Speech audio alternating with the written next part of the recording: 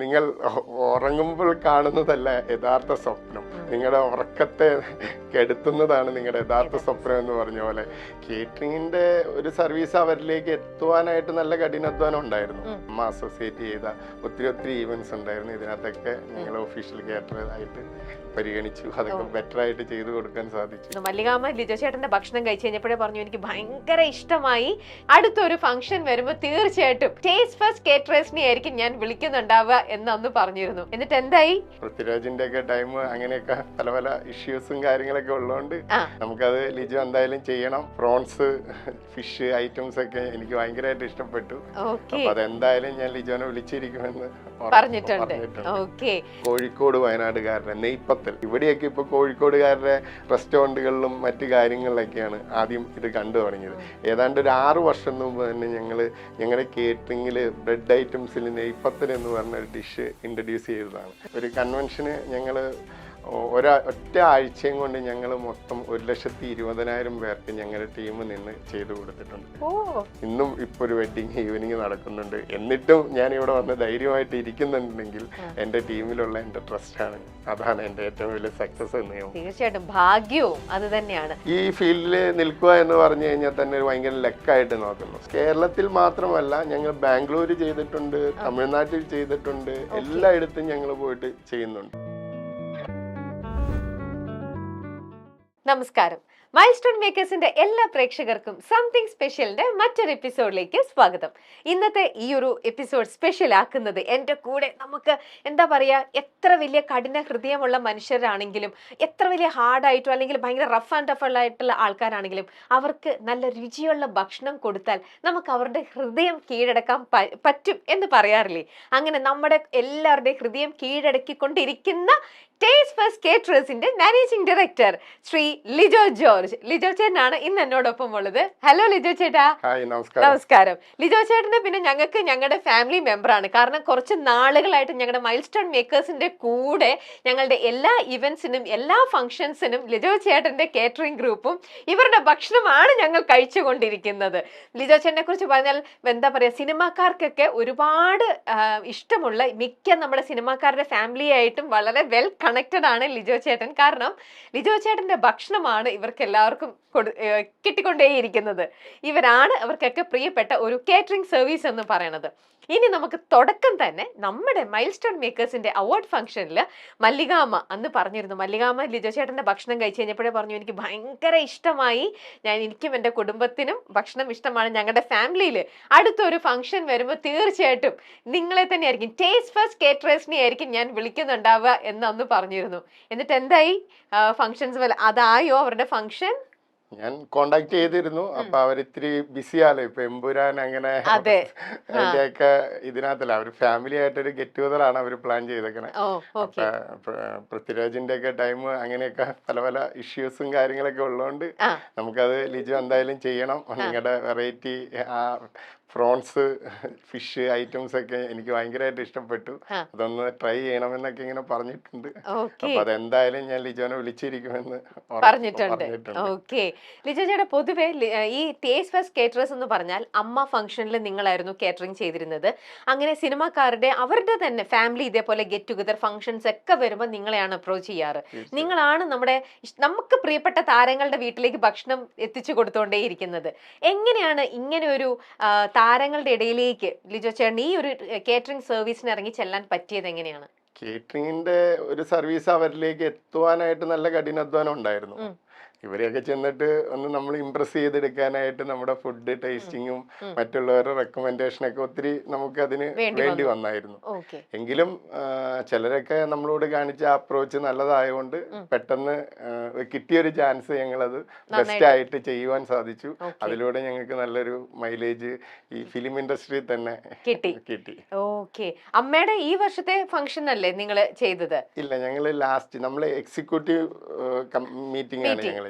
ഞങ്ങൾ 2 വട്ടം executive meeting തന്നെയാണ്. 2 വട്ടം എന്ന് പറയുമ്പോൾ ഒരു വട്ടം ചെയ്തു ഇഷ്ടപ്പെട്ടുകൊണ്ടാണല്ലോ തീർച്ചയായിട്ടും പിന്നീട് വിളിച്ചിട്ടുണ്ടാവുക. അത് കഴിഞ്ഞ അന്ന് ഇടവേള ബാബു സാറായിരുന്നു എന്റെ സെക്രട്ടറി ആയിട്ടിരുന്നത്. അത് കൂടാതെ അദ്ദേഹത്തിന്റെ കൂടെ ഒത്തിരി സ്റ്റേജ് ഷോസും അങ്ങനെ അവാർഡ് നൈറ്റ്സ് ഇതിന്റെയൊക്കെ ഒഫീഷ്യൽ കേറ്ററായിട്ട് ചെയ്യുവാൻ ഞങ്ങൾക്ക് സാധിച്ചു.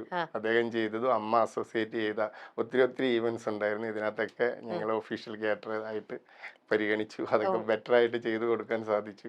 ഓക്കെ, വളരെ നല്ല കാര്യം. ഈ ഇതൊക്കെ സിനിമാക്കാരുമായിട്ട് കൂടുതലും അസോസിയേറ്റ് ചെയ്ത് നിൽക്കുന്ന ആൾക്കാരെന്ന് പറയുമ്പോൾ നമ്മുടെ കോമൺ മെന്നിടയ്ക്ക് ഒരു സാധാരണ അവരുടെ മനസ്സിലൊരു സംശയം തോന്നാം.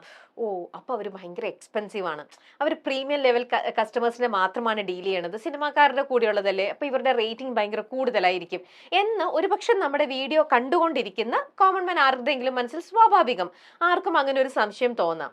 അപ്പോൾ ലിജോ ചേട്ടൻ തന്നെ പറയൂ, ഇപ്പം ഞാനൊരു സെലിബ്രിറ്റി അല്ല എന്നുണ്ടെങ്കിൽ പോലും എനിക്ക് നിങ്ങൾ അപ്രോച്ചബിൾ ആണോ, ടേസ്റ്റ് ഫസ്റ്റ് കേറ്ററേഴ്സ് ഞങ്ങൾക്ക് ഭക്ഷണം എത്തിച്ചു തരുമോ എന്നുള്ള ഒരു സംശയം. തീർച്ചയായും ഞങ്ങൾ ഒരു ഗസ്റ്റിനെ ഞങ്ങൾ ഇങ്ങനെ സെപ്പറേറ്റ് ചെയ്യുന്നില്ല. എല്ലാവരും all are equal in front of taste first. Taste ആണ് ഞങ്ങളുടെ ഏറ്റവും വലിയ. ഞങ്ങളുടെ ടേസ്റ്റ് ജനങ്ങളുടെ ഹൃദയത്തിലേക്ക് എത്തിക്കുക എന്നതാണ് ഞങ്ങളുടെ ഏറ്റവും വലിയ ആഗ്രഹം. ഈ ടേസ്റ്റിലൂടെയാണ് ഞങ്ങളുടെ കമ്പനി ഇങ്ങനെ ഡെവലപ്പ് ചെയ്തുകൊണ്ടിരിക്കുന്നത്. അപ്പൊ അത് ഈ ടേസ്റ്റ് ആണ് ഞങ്ങളുടെ ലൈഫിലെ ഏറ്റവും വലിയ മൈൽ സ്റ്റോൺ എന്ന് പറയുന്നത്. അപ്പൊ ആ ടേസ്റ്റിലൂടെയാണ് ഞങ്ങൾ ഗസ്റ്റിനെ എല്ലാം അപ്രോച്ച് ചെയ്യുന്നതും അവരെ ഞങ്ങളിലേക്ക് കൊണ്ടുവരുന്നതും. അപ്പോൾ ഏത് ടൈപ്പ് ആൾക്കാരുടെ വെഡിങ് ചെയ്താലും നമുക്ക് ഒരു മിഡിൽ ക്ലാസ് ആണെങ്കിലും അപ്പർ മിഡിൽ ക്ലാസ് ആണെങ്കിലും അവിടെ ഡിഫറെന്റ് ടൈപ്പ് ഓഫ് കാറ്റഗറിയിലുള്ള ഫാമിലീസ് വരുന്നുണ്ട്. ആ ഫുഡ് ടേസ്റ്റ് ഞങ്ങളുടെ അവിടുത്തെ അറേഞ്ച്മെന്റ്സ് മറ്റു കാര്യങ്ങളൊക്കെ കാണുമ്പോഴത്തേനും ഇവര് ഞങ്ങളെ ആരാണ് ഈ ഫുഡ് ചെയ്തത്, നല്ല അറേഞ്ച്മെന്റ്സ്, നല്ല ഫുഡ്, വലിയ ചെറിയ സാധാരണ ആൾക്കാരുടെ വർക്കിൽ നിന്ന് വലിയ ആളുകളുടെ വർക്കുകൾ ഞങ്ങൾ ചെയ്തിട്ടുണ്ട്. വലിയ ആൾക്കാരുടെ വർക്കിൽ അറ്റൻഡ് ചെയ്ത് സാധാരണക്കാരുടെ വർക്ക് ഞങ്ങൾ ചെയ്തിട്ടുണ്ട്. അപ്പൊ മിനിമം ഇത്ര പേരുള്ള ഗ്രൂപ്പ് ആണെങ്കിൽ ഓർഡർ എടുക്കുള്ളൂ, അങ്ങനെയുണ്ടോ? അതെ, ഞങ്ങൾ കേറ്ററിംഗുകാർക്ക് നമുക്കൊരു മിനിമം ഒരു നമ്പേഴ്സ് ഞങ്ങൾക്ക് കിട്ടണം.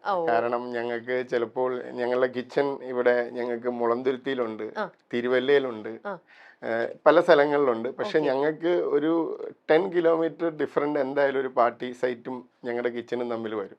അപ്പം ഞങ്ങൾക്ക് ഈ സൈറ്റിലേക്ക് ഞങ്ങളുടേതായിട്ടുള്ള ഒരു സിസ്റ്റം അല്ലെങ്കിൽ ഞങ്ങളുടേതായിട്ടൊരു ആംബിയൻസ് ക്രിയേറ്റ് ചെയ്ത് കാണിക്കണമെങ്കിൽ ഞങ്ങൾക്ക് അതിൻ്റെതായിട്ടുള്ള ഒത്തിരി അറേഞ്ച്മെന്റ്സ്, സെറ്റിങ്സ് അങ്ങനെയൊക്കെ ഉണ്ട്. അപ്പം ഞങ്ങൾക്ക് ഈ 50 പേരിൽ താഴെ ഞങ്ങൾ എടുത്തു കഴിഞ്ഞു കഴിഞ്ഞാൽ ഞങ്ങൾ റേറ്റ് പറയുമ്പോഴത്തേനും അത് കസ്റ്റമറിനും ഭയങ്കര അധികമായിട്ട് തോന്നാം.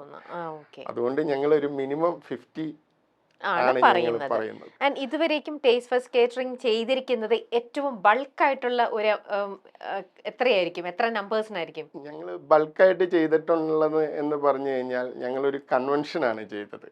ഒരു കൺവെൻഷന് ഞങ്ങൾ ഒറ്റ ആഴ്ചയും കൊണ്ട് ഞങ്ങൾ മൊത്തം 1,20,000 പേർക്ക് ഞങ്ങളുടെ ടീം നിന്ന് ചെയ്തു കൊടുത്തിട്ടുണ്ട്.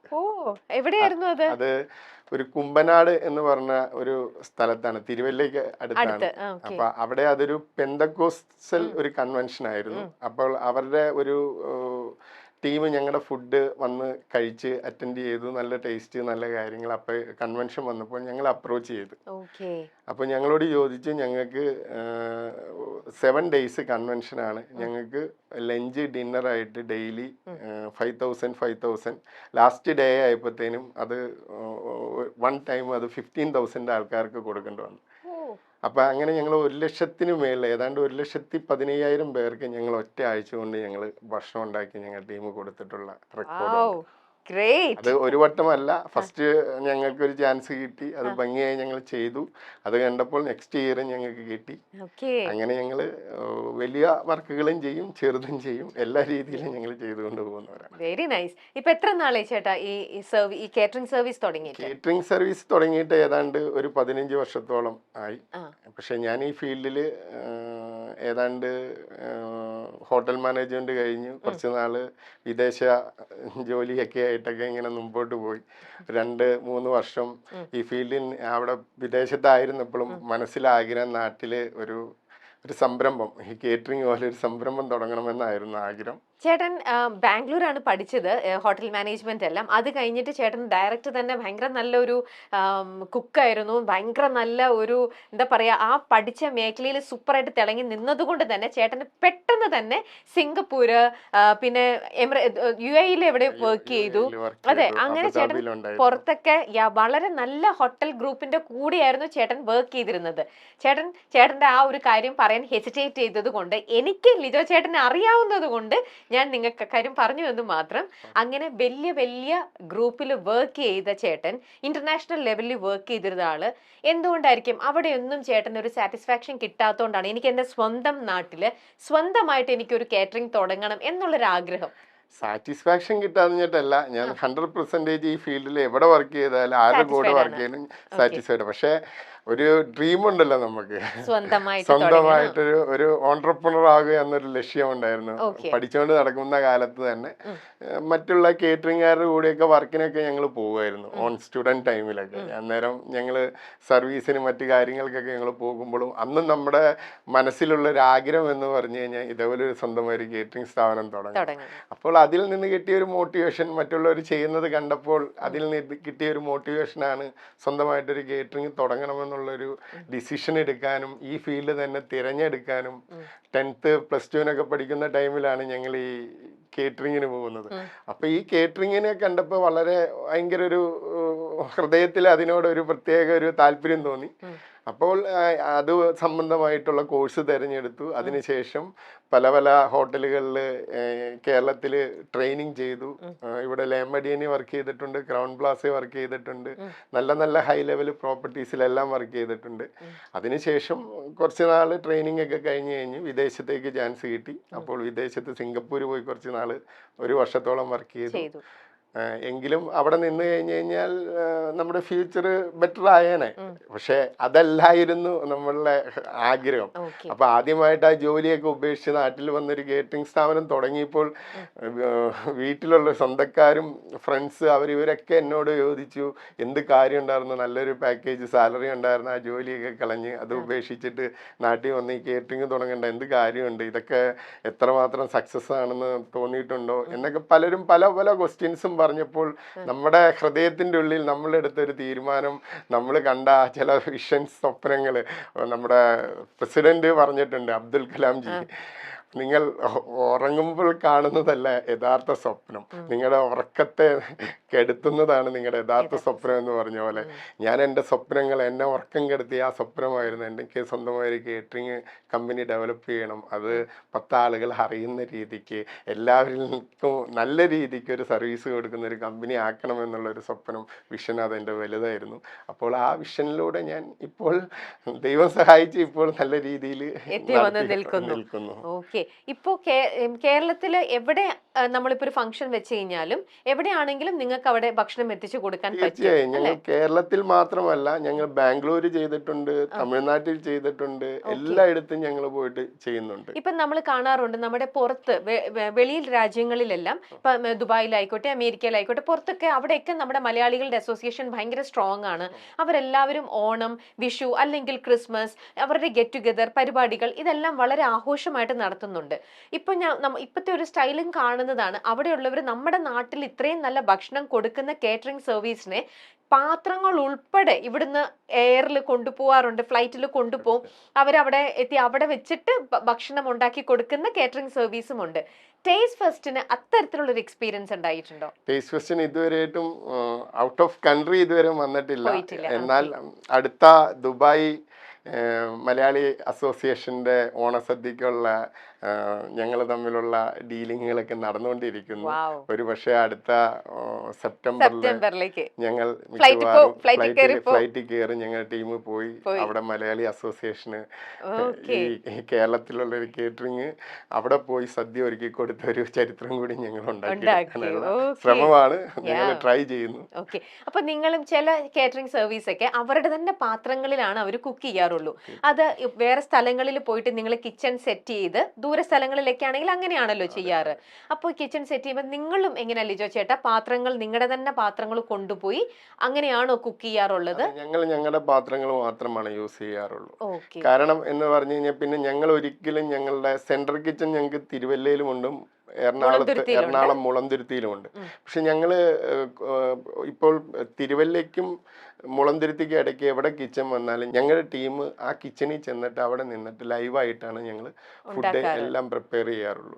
അതാണ് ഞങ്ങളുടെ ഏറ്റവും വലിയ ഒരു സക്സസിന്റെ ഏറ്റവും വലിയ കാരണം ഞങ്ങൾ നേരത്തെ ഒരു 6 മണിക്ക് 7 മണിക്കൊക്കെ ഫുഡ് ഉണ്ടാക്കി 11 മണി 12 മണിക്ക് കൊടുക്കുന്ന രീതിക്കല്ല ഞങ്ങൾ പ്ലാൻ ചെയ്യുന്നത്. ഞങ്ങളുടെ ടീം തലേ ദിവസം തന്നെ കിച്ചണും സർവീസ് എല്ലാ ഡിപ്പാർട്ട്മെൻറ്റും ഞങ്ങൾ ആ ഹോളിലെത്തി ഞങ്ങൾ അതിനനുസരിച്ച് പ്ലാൻ ചെയ്ത് എല്ലാം അവിടെ ഇട്ട് ലൈവായിട്ട് തന്നെ ചെയ്യുന്ന ഒരു രീതിക്ക് തന്നെയാണ് ഞങ്ങൾ പോകുന്നത്. അതാണ് ഞങ്ങളുടെ ഏറ്റവും ഫുഡിനകത്തെ ക്വാളിറ്റിയിലും ഞങ്ങൾ ട്രസ്റ്റ് ചെയ്യുന്നതുകൊണ്ട് ഞങ്ങൾ ആ രീതിക്കാണ്. അപ്പം ഞങ്ങൾക്ക് കോസ്റ്റ് വൈസ് നോക്കുമ്പോഴത്തേനും നല്ല ലോസ് വരുന്നതാണ്, പക്ഷെ അതൊന്നും ഞങ്ങൾ നോക്കാറില്ല. ഞങ്ങൾ ഈ രീതിയിൽ തന്നെ ഞങ്ങൾ ചെയ്തു പോകുന്നു. ഓക്കെ. ഈ ഭക്ഷണത്തിൽ നിങ്ങളുടെ ഇപ്പൊ ടേസ്റ്റ് ഫസ്റ്റ് കേറ്ററേഴ്സിന്റെ ഒരുപാട് ഐറ്റംസ് ഉണ്ട്. നോൺ വെജിലും ഒരുപാടുണ്ട്, വെജിറ്റേറിയനും എല്ലാം ചെയ്യുമല്ലോ. പക്ഷെ നോൺ വെജിലാണെങ്കിൽ പോലും അതിൽ ഏറ്റവും ഹൈലൈറ്റ് ആയിട്ട് നമ്പർ 1 ആയിട്ട് വന്ന് നിങ്ങൾ പറയുന്നത് നിങ്ങളുടേത് മസ്റ്റ് ആയിട്ട് കഴിച്ചിരിക്കണം എന്ന് പറയുന്നത് ഏത് ഡിഷ് ആയിരിക്കും? ഞങ്ങളുടെ ഒരു സിഗ്നേച്ചർ ഡിഷാണ് പ്രോൺസ് ഗീ റോസ്റ്റ്. ഓക്കെ. അത് പലരും പ്രോൺസ് ഗീ റോസ്റ്റ് എന്ന് പറഞ്ഞ് പേരിട്ട് പല പല ഡിഷുകൾ പലരും പല രീതിയിൽ കൊടുക്കുന്നുണ്ടെങ്കിലും ഞങ്ങൾ കൊടുക്കുന്ന ഞങ്ങളുടെ ഡിഷ് അതൊരു സിഗ്നേച്ചർ ഡിഷാണ്. അത് ഞങ്ങളുടേതായിട്ടുള്ള ചില ഇൻഗ്രീഡിയൻസ് മാത്രം ആഡ് ചെയ്ത് അത് ആദ്യം ഞങ്ങൾ പ്രോൺസ് ലേശം മുളക് പൊടിയും മഞ്ഞപ്പൊടിയൊക്കെ ഇട്ടിട്ട് ഒന്ന് സെമി ഫ്രൈ ചെയ്തെടുക്കും, ഓയിലിട്ടിട്ട് ഒന്ന് സോട്ട് ചെയ്ത്. അത് കഴിഞ്ഞിട്ട് ഞങ്ങൾ ഒരു മസാലയും മറ്റു കമ്പനികളിൽ ഒന്നും യൂസ് ചെയ്യാതെ നമ്മൾ മല്ലിയാണെങ്കിൽ ഉണ്ട മല്ലി എടുക്കും, മുളക് തന്നെ ഒറിജിനൽ പൊടിക്കാത്ത മുളക് എടുത്ത് അത് ഞങ്ങൾ തന്നെ ഫ്രൈ ചെയ്ത് അതിനുശേഷം അതിനകത്ത് കുറച്ച് ആഡ് ചെയ്യേണ്ട ഇൻഗ്രീഡിയൻസ് ഒക്കെ ആഡ് ചെയ്ത് അത് പേസ്റ്റ് ആക്കി എടുത്തിട്ടാണ് ഞങ്ങൾ ഇതിൻ്റെ ഗ്രേവി ഉണ്ടാക്കുന്നത്. അപ്പോൾ അത് വളരെ ഞങ്ങൾ ആദ്യം ഒന്ന് ട്രൈ ചെയ്തു. പല പല സെലിബ്രിറ്റീസിന് ഞങ്ങൾ ഇതൊക്കെ ടേസ്റ്റ് ചെയ്യിപ്പിച്ചു. എല്ലാവരും ടേസ്റ്റ് ചെയ്യുമ്പോഴത്തേനും ഇത് കഴിച്ചു കഴിഞ്ഞ് കഴിഞ്ഞാൽ എല്ലാവരും ഹാപ്പിയാണ്. ഈ ഗീ റോസ്റ്റ് മണിയമ്പിള്ള രാജു സാറ് ഒരു വട്ടം ട്രൈ ചെയ്തിട്ട് അദ്ദേഹം ഞങ്ങളോട് എനിക്ക് അടുത്ത ദിവസം വേണം, എനിക്കിത് അറേഞ്ച് ചെയ്ത് തരണം, ഞാൻ ടൈം വരുമ്പോൾ കൊച്ചിയിൽ വരുമ്പോഴത്തേനും ലിജോനെ കോണ്ടാക്ട് ചെയ്യാമെന്ന് വരെ പറഞ്ഞിട്ടുള്ള ഒരു അവസരം എനിക്ക് ഉണ്ടായിട്ടുണ്ട്. അപ്പൊ ഞങ്ങളുടെ ആ ഡിഷ് എന്ന് പറഞ്ഞു കഴിഞ്ഞാൽ അതൊരു സിഗ്നേച്ചർ ഡിഷാണ്. അത് ഞങ്ങളിലേക്ക് മാത്രമായിട്ട് എന്നാ പറഞ്ഞ ദൈവം ചിലർക്കൊക്കെ ചിലതൊക്കെ കൊടുക്കും എന്ന് പറഞ്ഞ പോലെ ഞങ്ങൾക്ക് തന്നൊരു കൈപുണ്യമാണത്. ആ കൈപുണ്യം ലിജോ ചേട്ടന്റെ ആണോ ആ സീക്രട്ട് ഇൻഗ്രീഡിയന്റ്, അതോ ലിജോ ചേട്ടന്റെ അമ്മയുടെയോ വൈഫിന്റെയോ ആരുടെയാ? ഇത് ഞങ്ങൾക്ക് കിട്ടിയതെന്ന് പറഞ്ഞു കഴിഞ്ഞാൽ വീട്ടിൽ നിന്നാണല്ലോ ഫസ്റ്റ്. നമ്മുടെ ആരാണ് മോട്ടിവേറ്റർ എന്ന് പറഞ്ഞു കഴിഞ്ഞാൽ നമ്മുടെ അമ്മ തന്നെയാണ്. അമ്മയിൽ നിന്നാണ് നമ്മളെല്ലാം പഠിച്ചെടുക്കുന്നത്. അമ്മയുടെ ചില റെസിപ്പികളും മറ്റുള്ളവരിൽ നിന്ന് കണ്ടുപഠിച്ച ചില റെസിപ്പികളും എല്ലാം കൂടി മിക്സ് ചെയ്തൊരു ഫ്യൂഷൻ റെസിപ്പി ആക്കിയിട്ടാണ് ഞാൻ ഈ ഗീ റോസ്റ്റ് ഇൻട്രൊഡ്യൂസ് ചെയ്തത്. പക്ഷെ അത് ഇൻട്രൊഡ്യൂസ് ചെയ്തപ്പോൾ അത് ഇത്രമാത്രം വൈബാവും, ഇത്രമാത്രം ഒരു തരംഗം ഉണ്ടാക്കുമെന്ന് ഒരിക്കലും ഞാൻ വിചാരിച്ചില്ല. നമ്മുടെ ബ്രോ ഡാഡിക്കകത്ത് സൗബിൻ കേറ്ററിംഗ് സർവീസ് സൗബിൻ പറഞ്ഞു നമുക്ക് ഒട്ടക ബിരിയാണി വെച്ചാലോ. ലാലേട്ടനെ അവരെ വിളിച്ചിട്ട് ചോദിക്കുന്നത് നമുക്ക് സ്പെഷ്യൽ ഐറ്റം ആണ് നമ്മുടെ ഏറ്റവും ലോഞ്ച് ചെയ്ത്. അതേപോലെ ഒരു എന്താ പറയാ, നിങ്ങളും ഇത്രയും എക്സൈറ്റഡ് ആയിട്ട് ഞങ്ങളുടെ സ്പെഷ്യൽ ഐറ്റം ആണ് നമുക്ക് ഇത് ചെയ്യാം എന്ന് നിങ്ങൾ ഇതേപോലെ അപ്രോച്ച് ചെയ്യുന്ന ആൾക്കാരുടെ അടുത്ത് പറയുന്നത് എന്തൊക്കെ ഡിഷസ് ആയിരിക്കും? ഞങ്ങള് ഏറ്റവും പ്രായം കുറഞ്ഞ ആടിന്റെ ബിരിയാണി അത് ഞങ്ങൾ ഫുൾ ആയിട്ട് അത് ഞങ്ങൾ വെച്ചിട്ട് അത് ഞങ്ങള് ഗസ്റ്റിന് സെറ്റ് ചെയ്ത് കൊടുത്തിട്ടുണ്ട്. അതായത് അതിന്റെ മീറ്റ് എന്ന് പറഞ്ഞു കഴിഞ്ഞാൽ ഭയങ്കര സോഫ്റ്റ് ആയിരിക്കും, ബോണൊക്കെ ഭയങ്കര സോഫ്റ്റ് ആയിരിക്കും. അല്ല നിർത്തിപ്പൊരിച്ചതാ. ഇത് ദം ബിരിയാണി പോലെ തന്നെ ഇത് മട്ടൺ ഫുൾ പീസ് ആയിരിക്കും. ഒരു ബിരിയാണി ആയിട്ട് ഞങ്ങൾ കൊണ്ടുവന്നിട്ട് ഞങ്ങളുടെ ഫംഗ്ഷൻ നടക്കുമ്പോഴത്തേനും ഇതിന്റെ സെന്ററിൽ ഞങ്ങൾ ഇത് സെറ്റ് ചെയ്യും. ഇതിൽ നിന്ന് ആൾക്കാർക്ക് ഫോർക്കും നൈഫും എടുത്ത് എല്ലാവർക്കും സെർവ് ചെയ്തെടുക്കാൻ പാകത്തിന് നല്ല മട്ടന്റെ നല്ല സോഫ്റ്റ് ആയിട്ടുള്ള മീറ്റ്, ടേസ്റ്റി ആയിട്ടുള്ള മീറ്റ് അത് നമുക്ക് സെർവ് ചെയ്ത് കൊടുത്തു കഴിഞ്ഞപ്പോഴത്തേനും അതൊക്കെ ഭയങ്കര ഒരു തരംഗം തന്നെ ഈ ഫ്യൂഷൻ ഫുഡിനകത്ത് ഉണ്ടാക്കിയെടുക്കാൻ പറ്റി. ഞങ്ങളുടെ ബിരിയാണി എന്ന് പറഞ്ഞു കഴിഞ്ഞാൽ നോർമൽ എല്ലാവരും ഉണ്ടാക്കുന്നത് പോലെ ഒരു ബിരിയാണി അല്ല ഞങ്ങളുടെ റെസിപ്പി. ഞങ്ങൾ ആ റെസിപ്പിയെ നമ്മൾ സൗത്ത് ഇന്ത്യയും നോർത്ത് ഇന്ത്യയും എല്ലാം കൂടി ഒരു മിക്സഡ് ആക്കി എടുത്തിട്ട് ഒരു വെറൈറ്റി രീതിക്ക് ഞങ്ങൾ ഇൻട്രൊഡ്യൂസ് ചെയ്ത് കൊടുത്തിട്ടുണ്ട്. അപ്പം അതെല്ലാം ഞങ്ങൾക്ക് ഭയങ്കര വലിയ റിസൾട്ടുകൾ ഉണ്ടാക്കി തരുവാൻ സാധിച്ചിട്ടുണ്ട്. ഇങ്ങനെ തനതായ ഒരു ട്രഡീഷണൽ ആയിട്ട് വന്നിരിക്കുന്ന ഒരു റെസിപ്പി അല്ല ചേട്ടൻ ഫോളോ ചെയ്യുന്നതെന്ന് ഇപ്പൊ പറഞ്ഞു. ചേട്ടൻ കഴിച്ചു നോക്കിയിട്ട് വ്യത്യസ്തമാക്കാൻ നോക്കുകയാണ്. അപ്പൊ ചേട്ടൻ ഇങ്ങനെ ഒരു ട്രയൽ ആൻഡ് എറർ പലപ്പോഴും നടത്തിയിട്ടാണല്ലോ ഇത് നിങ്ങളുടെ കാറ്ററിംഗിലേക്ക് കയറ്റുന്നത്. അപ്പൊ അങ്ങനെ പലതവണ ട്രൈ ചെയ്തിട്ട് ഇത് രുചിച്ച് നോക്കാൻ ചേട്ടൻ ആദ്യം കൊടുക്കുന്നത് അത് ആർക്കാ? ആര് പറയുന്നത് കേട്ടിട്ടായിരിക്കും ചേട്ടൻ ഓക്കെ നമുക്കിത് സെറ്റായി നമുക്കിത് ചെയ്യാം? അത് എന്റെ ഫാമിലി തന്നെയാണ് എന്റെ ഏറ്റവും വലിയ ബാക്ക് ബോൺ എന്ന് പറഞ്ഞത്. ഫാമിലിയിൽ ഞങ്ങൾ പോയി വൈഫും അമ്മ പപ്പ അനിയനുണ്ട്, അവന്റെ ഫാമിലി ഉണ്ട്. ഞങ്ങൾ എന്തെങ്കിലും ഒരു ഗെറ്റ് ടുഗദറൊക്കെ വരുമ്പോഴത്തേനും ഫാമിലിയിൽ ഇത് ഉണ്ടാക്കിക്കൊണ്ട് ചെല്ലും. ഇത് എല്ലാവരും ടേസ്റ്റ് ചെയ്ത് കഴിയുമ്പോഴത്തേനും കുഴപ്പമില്ല, അടിപൊളിയല്ല, നല്ല ടേസ്റ്റാലോ. അവര് തരുന്ന ഒരു ധൈര്യം, അവര് തരുന്ന ഒരു വാക്കാണ് പിന്നെ തുടർന്ന് നമ്മളിത് കേറ്ററിംഗിലേക്ക് ഇത് ഇൻട്രൊഡ്യൂസ് ചെയ്യുന്നു. ഓക്കെ, അങ്ങനെയാണ് പുതിയത് ഓരോരോ ഐറ്റംസിലേക്ക് എത്തുക. മെയിൻ കോഴ്സ് മാത്രമല്ല, ഇവരുടെ സൂപ്പിൽ തന്നെ ഒരുപാട് വെറൈറ്റി സൂപ്പ് ഉണ്ട് ഇവർക്ക്. ചിക്കനിലാണെങ്കിലും വെജിലാണെങ്കിലും, അതുപോലെ സാലഡ്സ് ആണെങ്കിലും അതെ, ഓരോ കൺട്രിയുടെ പേരിലാണ് ഓരോരോ സാലഡ്സ് വരുന്നത്. അപ്പോൾ അതിലുമൊക്കെ അതേപോലെ ഡെസേർട്ടിന്റെ കാര്യത്തിലാണെങ്കിലും ഇതിലെല്ലാം നമുക്ക് ഒരുപാട് ഓപ്ഷൻസ് നിങ്ങളുടെ ഉണ്ടാവും അല്ലേ? ഓക്കെ. ഇനി വെജിറ്റേറിയനിലാണെങ്കിലും ഈ പറയുന്ന പോലെ പായസത്തിലാണെങ്കിലും പല കൂട്ടങ്ങൾ പായസങ്ങളൊക്കെ ഞങ്ങൾ ഉണ്ടാക്കുവാനായിട്ട് ശ്രമിക്കുന്നുണ്ട്. ഓക്കെ. എല്ലാ ഫ്രൂട്ട്സ് വെച്ചിട്ടുള്ള മിക്സഡ് ഫ്രൂട്ട് പായസം വെച്ചിട്ടുണ്ട്. പല വെറൈറ്റി ടൈപ്പ് പാലടകൾ ഞങ്ങൾ ഇൻട്രൊഡ്യൂസ് ചെയ്യാൻ ശ്രമിക്കുന്നുണ്ട്. എല്ലാ രീതിയിലും നല്ല ഒരു എന്താ പറയുക വെറൈറ്റി ആൾക്കാർക്ക് ഇന്നും എല്ലാവരും രുചിക്കാത്ത ഭക്ഷണത്തെ ആണ് ഞങ്ങൾക്ക് കൊടുക്കുവാനാണ് ഞങ്ങൾ ആഗ്രഹിക്കുന്നത്. നമ്മൾ ഈ ഫീൽഡിൽ നിൽക്കുമ്പോൾ എല്ലാവർക്കും കിട്ടുന്ന അവൈലബിൾ ആയി കിട്ടിക്കൊണ്ടിരിക്കുന്ന ഒരു സംഭവം മാത്രമല്ല നമ്മൾ ചെയ്യാൻ ആഗ്രഹിക്കുന്നത്.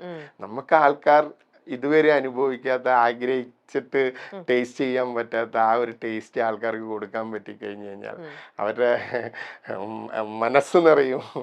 വയറ് നിറയ്ക്കുന്നതിന്റെ ഒപ്പം തന്നെ അവരുടെ മനസ്സും കൂടി നിറയുന്നു. ശരിക്കും അതൊരു ഭാഗ്യമാണ് അല്ലെ ചേട്ടാ? നമുക്ക് തീർച്ചയായും ഇത് ഈ ഫീൽഡിൽ നിൽക്കുക എന്ന് പറഞ്ഞു കഴിഞ്ഞാൽ തന്നെ ഒരു ഭയങ്കര ലക്കായിട്ട് നോക്കുന്നു. അനേകർക്ക് എത്ര വലിയ കാശുള്ളവനാണെങ്കിലും അവന് ഉച്ചയാകുമ്പോഴത്തേനും ഒരു വെഡിങ്ങിന് വന്നു കഴിഞ്ഞാൽ അവന് വിശപ്പ് തുടങ്ങിയിരിക്കും. ആ വിശക്കുന്ന സമയത്ത് അവൻ വന്നിട്ട് നല്ല നമ്മൾ ടേസ്റ്റുള്ള ഭക്ഷണം കഴിച്ചിട്ട് അവൻ്റെ ആ മുഖത്ത് കാണുന്ന സാറ്റിസ്ഫാക്ഷൻ, അത് കഴിഞ്ഞിട്ട് നല്ല ഫുഡാണ് എന്ന് പറഞ്ഞ് നമ്മളോട് പറയുന്ന കമന്റ്സ് ഇതൊക്കെ കേൾക്കുമ്പോൾ നമ്മുടെ മനസ്സ് നിറയും.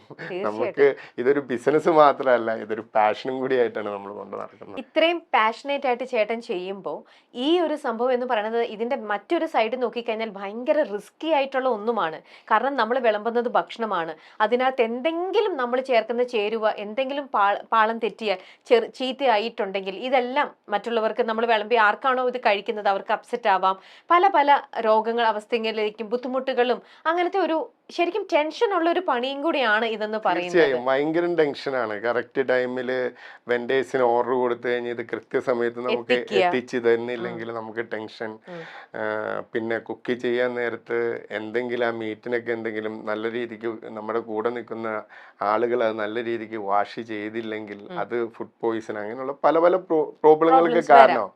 പക്ഷെ ഏറ്റവും എൻ്റെ ലക്ക് എന്ന് പറഞ്ഞു കഴിഞ്ഞാൽ എൻ്റെ ടീമാണ്. ആ ടീം, എൻ്റെ കൂടെ നിൽക്കുന്ന എൻ്റെ ടീം എന്ന് പറഞ്ഞു കഴിഞ്ഞാൽ എല്ലാം നോക്കി അത് എന്നാ പറഞ്ഞ ചന്തോചിതവുമായിട്ട് ചെയ്ത് ഒരു കംപ്ലൈൻറ്റും ഇല്ലാതെ ഞങ്ങളുടെ എല്ലാ ഡിപ്പാർട്ട്മെൻറ്റും, അതായത് കിച്ചൺ ഡിപ്പാർട്ട്മെൻറ്റ്, പ്രൊഡക്ഷൻ ഡിപ്പാർട്ട്മെൻ്റ് ആണെങ്കിലും ഇത് സെർവ് ചെയ്ത് കൊടുക്കുന്ന ഡിപ്പാർട്ട്മെൻ്റ് ആണെങ്കിലും എല്ലാവരും അത് ഒറ്റക്കെട്ടായിട്ട് മാനേജ്മെൻറ്റിൻ്റെ കൂടെ നിന്ന് അത് ഏറ്റവും ബെറ്ററായിട്ട് ചെയ്തു തരുന്നു. ഇന്നിപ്പം ഞാൻ ഇവിടെ ഇരിക്കുമ്പോഴും ഞങ്ങൾക്ക് ഫംഗ്ഷൻ്റെ ടൈമുകളാണ് ഇപ്പോൾ.